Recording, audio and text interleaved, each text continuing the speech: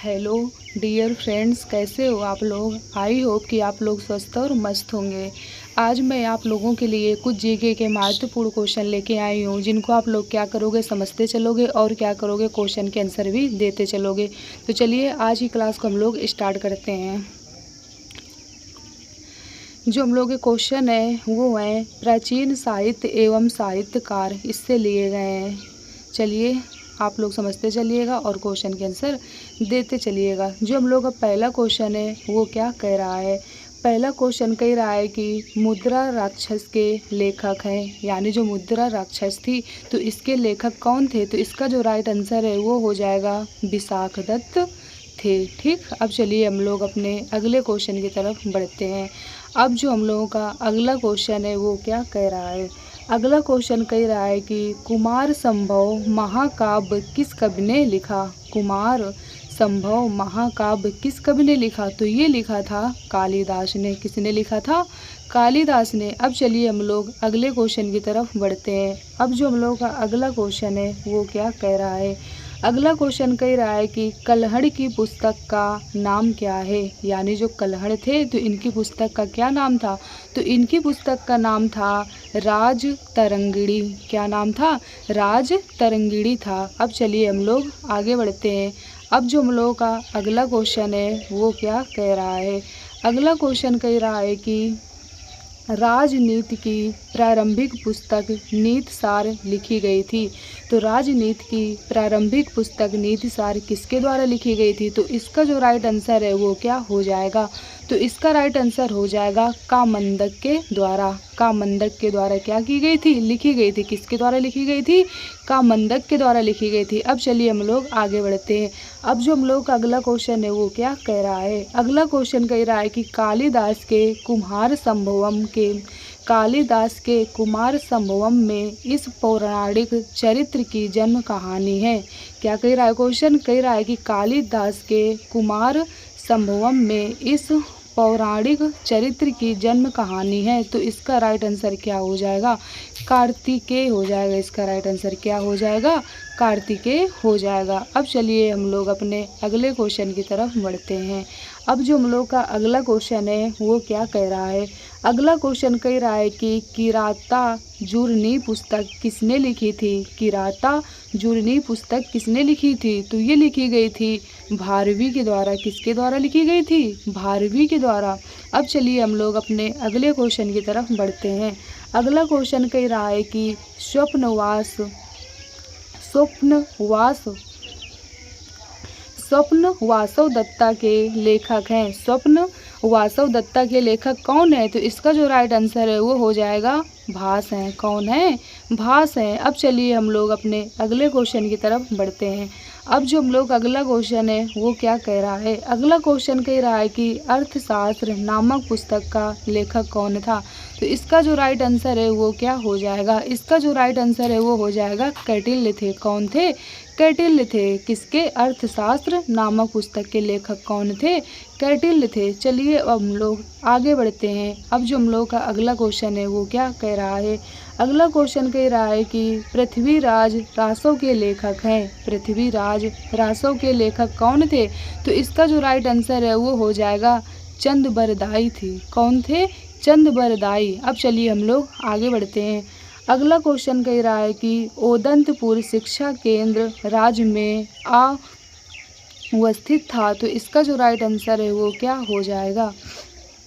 तो इसका जो राइट आंसर है वो हो जाएगा बिहार, यानी ओदंतपुर शिक्षा केंद्र किस राज्य में अवस्थित था। तो ये था बिहार में। तो आई होप कि आप लोगों को क्वेश्चन बहुत अच्छी तरीके से समझ में आ रहे होंगे। अब चलिए हम लोग अपने अगले क्वेश्चन की तरफ बढ़ते हैं। अगला क्वेश्चन कह रहा है कि विक्रमशिला नामक प्राचीन विश्वविद्यालय की स्थापना बंगाल के किस शासक ने की थी। तो इसका जो राइट आंसर है वो क्या हो जाएगा। तो इसका जो राइट आंसर है वो हो जाएगा धर्मपाल ने की थी। अब चलिए हम लोग आगे बढ़ते हैं।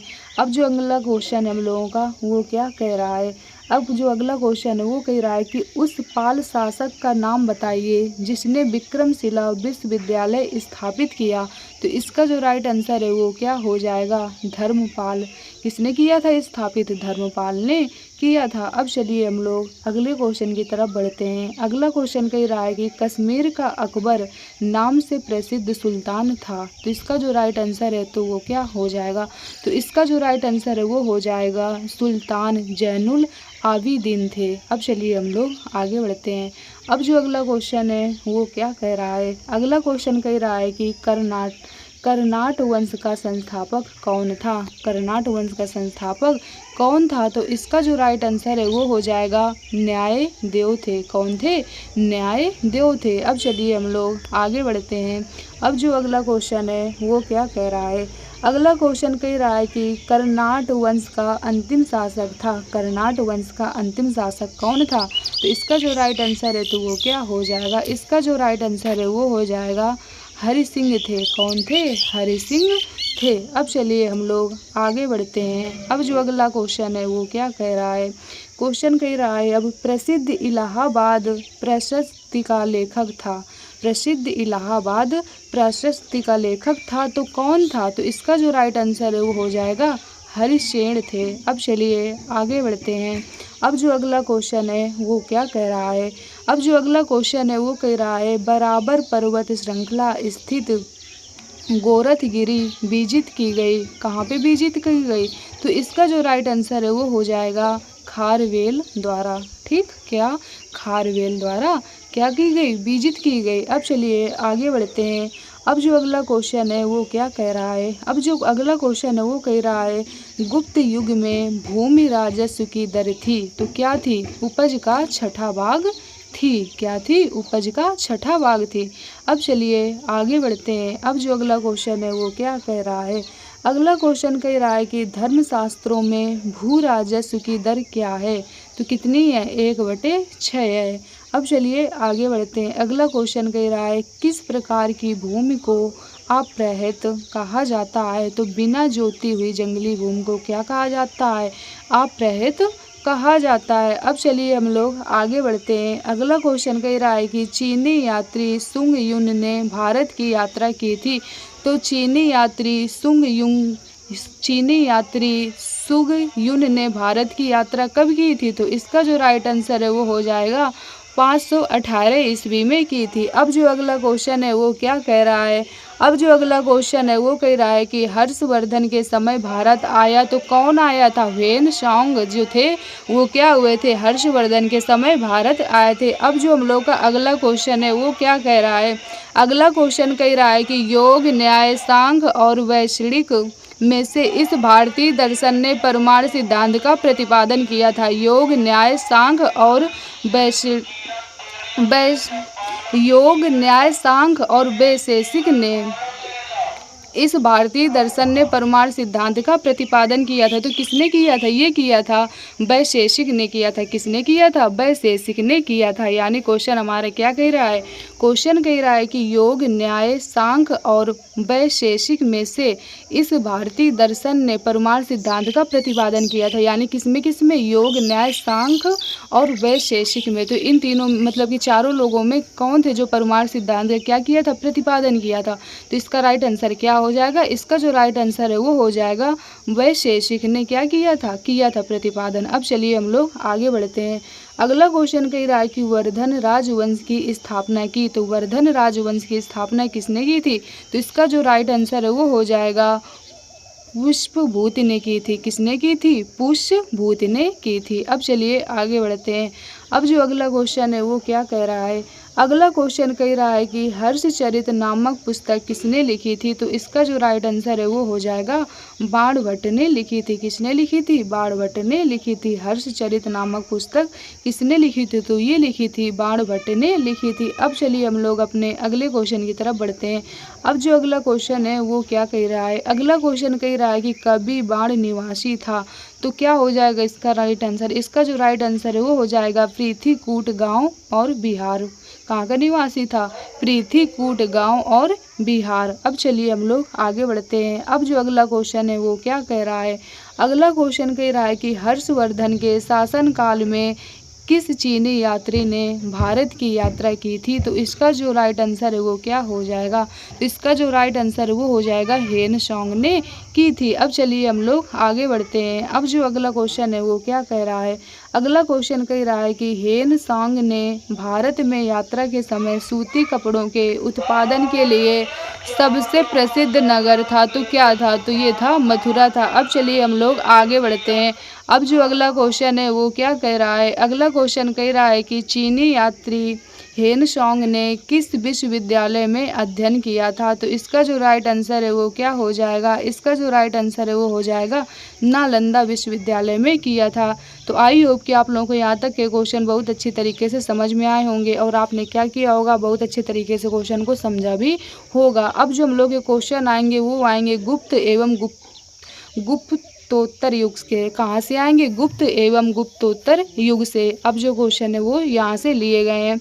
तो इसमें जो पहला क्वेश्चन है वो क्या कह रहा है? पहला क्वेश्चन कह रहा है कि प्राचीन भारत का नेपोलियन कहा जाता है। तो प्राचीन भारत का नेपोलियन किसे कहा जाता है? तो इसका जो राइट आंसर है वो हो जाएगा समुद्रगुप्त को। क्या कहा जाता है? प्राचीन भारत का नेपोलियन कहा जाता है। अब चलिए हम लोग अपने अगले क्वेश्चन की तरफ बढ़ते हैं। जो अगला क्वेश्चन है वो कह रहा है चीनी स्रोत के अनुसार श्रीलंका के शासक मेघवर्मन ने गया में बौद्ध मंदिर बनाने की अनुमति के लिए निम्नलिखित गुप्त राजा के पास एक मिशनरी भेजा था। क्वेश्चन क्या कह रहा है? क्वेश्चन कह रहा है कि चीनी स्रोत के अनुसार श्रीलंका के शासक मेघवर्मन ने गया में बौद्ध मंदिर बनाने की अनुमति के लिए निम्नलिखित गुप्त राजा के पास एक क्या भेजा? एक मिशनरी भेजा था। तो किसके पास भेजा था? तो इसका जो राइट आंसर है वो हो जाएगा समुद्रगुप्त। अब चलिए हम लोग आगे बढ़ते हैं।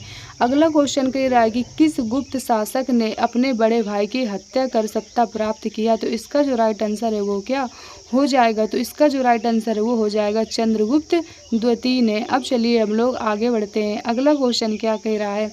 अगला क्वेश्चन कह रहा है कि भारत का नेपोलियन कहा गया था। तो किसको कहा गया था? ये कहा गया था समुद्रगुप्त को। अब जो हम लोग का अगला क्वेश्चन है वो क्या कह रहा है? अगला क्वेश्चन कह रहा है कि गुप्त सम्राट जिसने हूणों को पराजित किया था तो वो कौन थे? उनका क्या नाम था? उनका नाम था स्कंदगुप्त।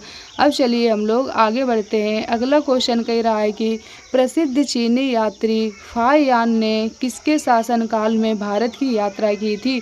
तो इसका जो राइट आंसर है वो हो जाएगा चंद्रगुप्त द्वितीय के शासनकाल में क्या की थी? यात्रा की थी। तो आई होप कि आप लोगों को यहाँ तक के क्वेश्चन बहुत अच्छी तरीके से समझ में आए होंगे और आपने क्या किया होगा, चीज़ों को बहुत बेहतर तरीके से समझा भी होगा। और मैंने 2 क्लास में इसी तरीके जो जीके क्वेश्चन थे वो भी कराए थे। अगर अभी तक आप लोगों ने उन 2 क्लास को ना देखा हो तो उनको देखिए और क्या करिए, चीज़ों को अच्छी तरीके से समझते चलिए।